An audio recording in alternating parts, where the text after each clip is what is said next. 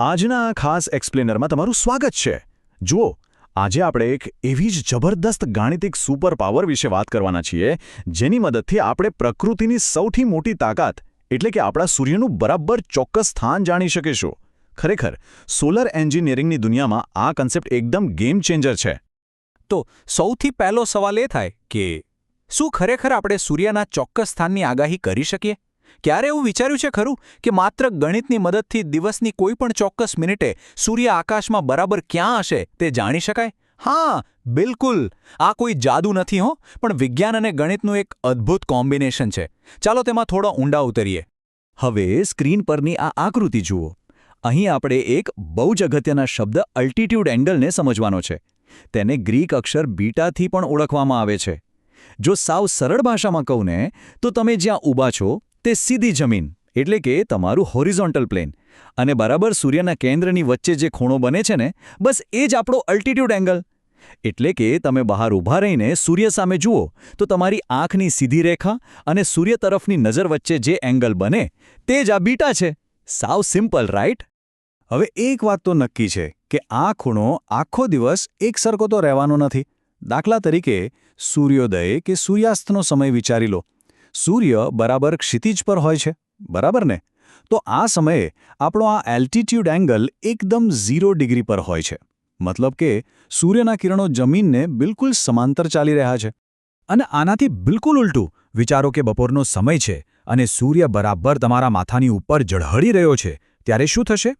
ત્યારે આ ખૂણો પૂરેપૂરો 90 ડિગ્રી થઈ જાય છે। એટલે કે જેમ જેમ સૂર્ય આકાશમાં ઉપર ચઢે તેમ તેમ આ એંગલ 0 ડિગ્રીથી ધીમે ધીમે વધીને પૂરા 90 ડિગ્રી સુધી પહોંચી શકે છે।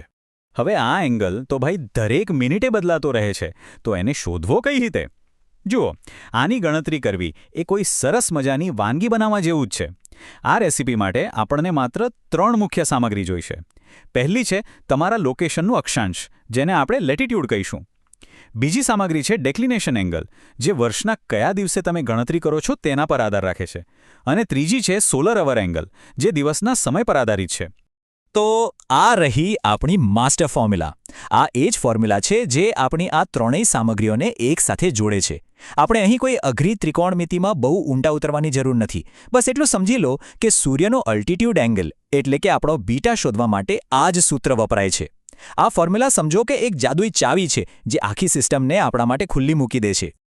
ઓકે, તો હવે સમય છે બધી જ થિયરીને સાઈડ પર મૂકીને પ્રેક્ટિકલ કરવાનો। ચાલો આપણે અત્યાર સુધી જે પણ શીખ્યા છે ને તેને ભેગું કરીને એકદમ લાઈવ ગણતરી કરીએ।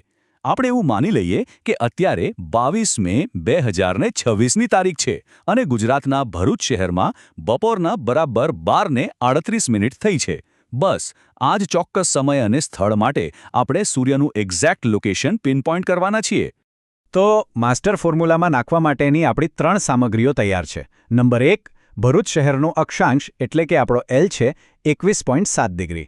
નંબર 2, 22 મેના દિવસ માટે આપણો ડેક્લિનેશન એંગલ થાય છે +20.34 ડિગ્રી। અને છેલ્લે બપોરે 12:30નો સમય છે એટલે બપોર જરાક જ વીતી છે તો આપણો સોલાર અવર એંગલ રહેશે +9.5 ડિગ્રી।